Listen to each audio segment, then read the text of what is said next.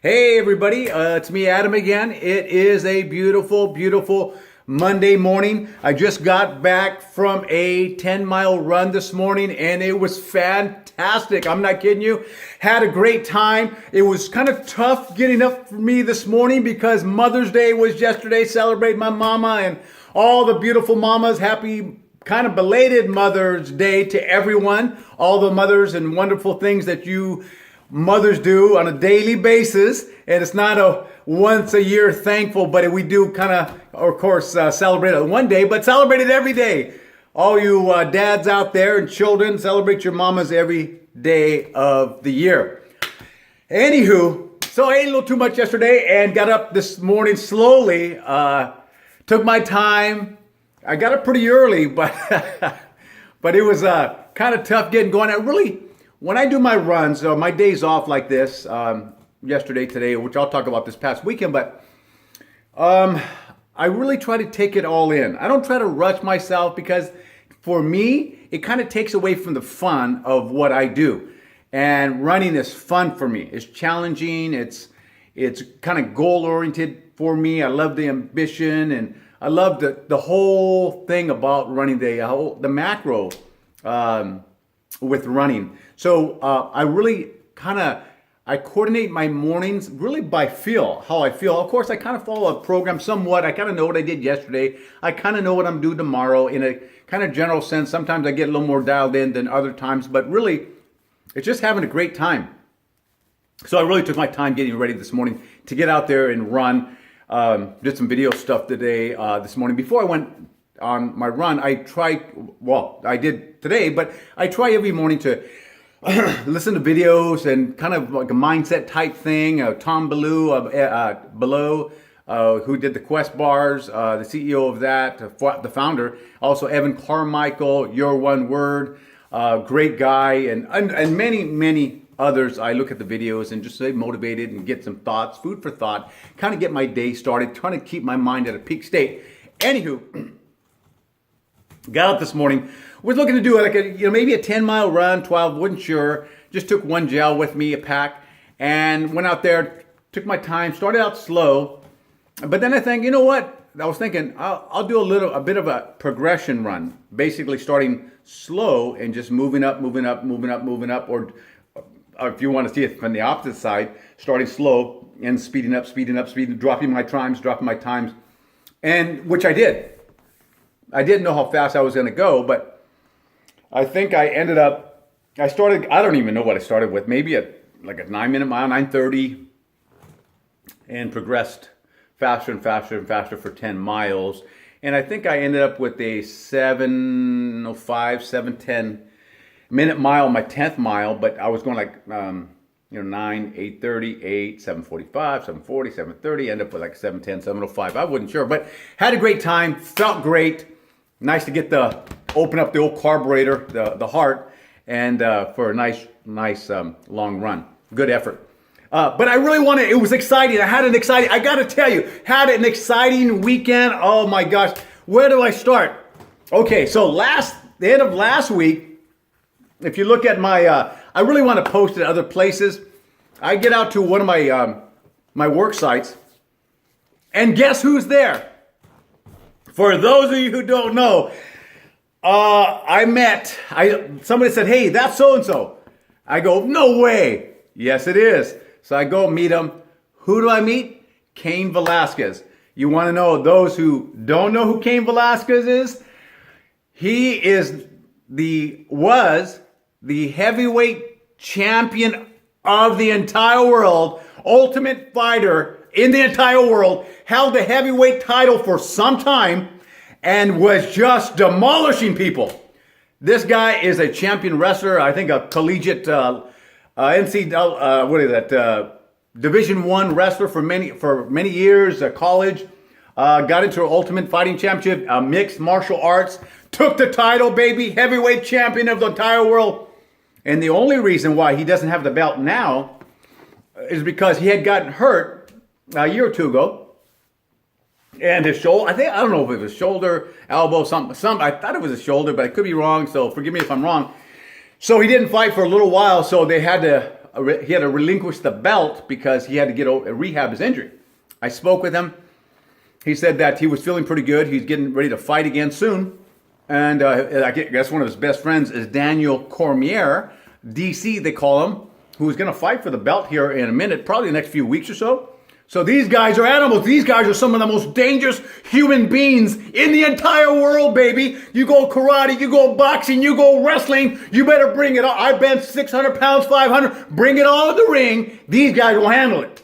That's how dangerous these men are. I mean, with their hands, with their fists, with their cardio, with their wrestling skills, their karate, jiu-jitsu, judo. You bring it all, and that's who these guys are. So, Cain Velasquez, baby. He's from I think he's from Salinas. He lives in the South Bay Area. I think he went to school in Arizona. Lives close to Daniel Cormier. These guys are beasts. And guess who else was there? But I didn't get the chance to meet him.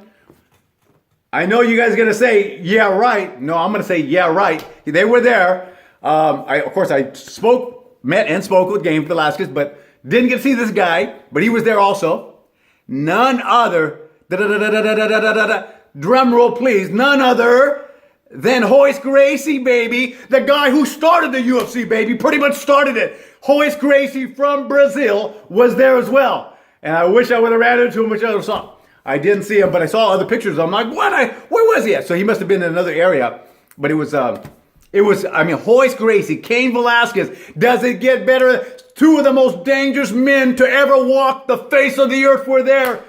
So it was exciting. They had a fighting championship in San Jose, Bellator fighter. I think King Mo and a guy named Bader. Don't know who won, but I was hoping to get there. Didn't get there, but so it was an exciting time. But no more. Drum roll, please. Brrr. Who did I run into? So we've been setting this up for a while. None other than sponsored by Skechers, world class. Marathon runner, 212 and some change, 103 half, Daniel Tapia, baby.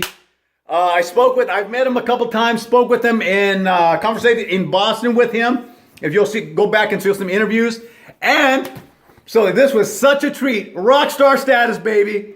Daniel Tapia, met him in the Monterey Bay here. Some of the most beautiful, if you're watching YouTube, some of you know, some of you don't know. Of course, you know California, United States, California, those who look from other countries. Some of the most beautiful coastline in the entire world. And let's just concentrate a little bit on the Monterey Bay, baby. Monterey Bay is some of the most beautiful coastline right there in the entire world. It doesn't, you got Carmel. I mean, wow. Clint Eastwood, the actor, was the mayor of Carmel. Monterey, baby. Okay, Pebble Beach, baby. The golfers out there, Tiger Woods, baby. Pebble Beach. That's where it's at, Pebble Beach. I'm telling you. So I get out there with, I got to wrap this up because I don't like to go too long, but I get so excited. Daniel Tapia, met him at 6 in the morning in Monterey, right there on the coast. I rented a bike, long story, but I got a bike, a bit of a hybrid bike. And because I can't keep up with, he's going to run. He said, I'm going to run 16 miles this morning, which was yesterday, Sunday. Daniel Tapia, look at the interview. Go back a video.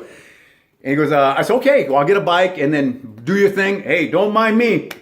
I'm not going to get in your way. I want you to do your thing. I'm working around you, your schedule. So we get out there. He says, okay, yeah, well, I'm just going to go out there and go on feel a little bit. Maybe a 6-minute pace, 6.5, not sure. Let's just see how I feel. So he gets out there, I'm on my bike, boom, boom, boom. So we started in Monterey, we go south. We end up on the 17-mile drive, passing by Pebble Beach to our left, the coastline to our right, baby. Pebble Beach, the world-famous Pebble Beach. Running along the coast. Here's Daniel Tapia, he's running. He's talking to me the whole way. Yeah, he's telling me stories. He's breaking 6-minute pace per mile in the hills, just rolling. Conversating like he's running for me like a 10-12 minute mile. He's breaking 6 minutes and he's talking. I'm not kidding you. He's hardly even tired. I'm like, there's no way this guy. Yeah, he's rolling. So it was such a treat. And just you talk about a humble guy. You talk about an ambitious guy. But it's a really tough sell. It's tough to be so great, and he is a great person and a great athlete, obviously. but so humble. To have that mixture, you talk about maturity. He's a very intelligent guy, very well educated, a law school graduate, law school baby, and of course, sponsored athlete, running with some of the world's best. He's run some great big races, both half and fulls. Very accomplished guy, but very humble. What a great mindset he has of gratitude and appreciation, of a matter of how he sees things, perspective. I mean, he is such a wonderful person. It was so cool. He made my day. He made my week. Made my month. Made my year. I mean, this guy was so cool. And it was just what a down to earth guy, but yet so high on the food chain, baby. You know what I mean? He's up there. He trains in Mammoth with the Mammoth Track Club with Dina Castor and her husband. I can't recall his name, but up there in Mammoth, some of the world's best train up there, have trained, including Josh Cox, Meb Keflezighi, Sarah Hall, Ryan. I mean, they have all trained up in that area. I'm like, oh my gosh. Yeah, that's where he trains. So at 8,500 feet elevation, 8,500. You're talking, not quite, but almost 2 miles in the air.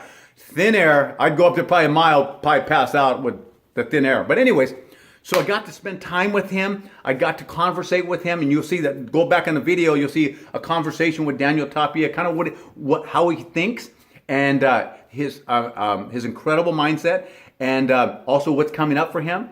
And you kind of get a chance to meet him a little bit. It's just a treat. I'm not kidding you. It was such a treat. So you talk about a wonderful weekend, it doesn't get better than this.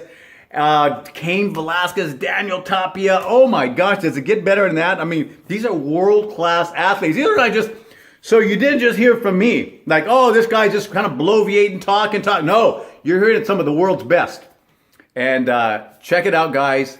Remember, it's just a mindset, guys. You got to put in the work. If you envision something, and you're goal-oriented, you're ambitious, and you want to live a plan, be strategic, it takes work. Remember, everybody wants to shine, but not everybody can take the polishing. Like you think of polishing a shoe, not everybody can take the polishing that it takes to shine. We could all say we want to be there, but are you willing to put in the work? I can tell you about Daniel Tapia. He's been running for many, many years, but 4 years, pretty much full time. Probably longer than that, but 4 years up in Mammoth, full time. This is like 7 days a week. He lives it. He doesn't just talk about it. He lives it. There's a reason why this guy is crushing races. He's not just, I'm just going to show up because I believe it.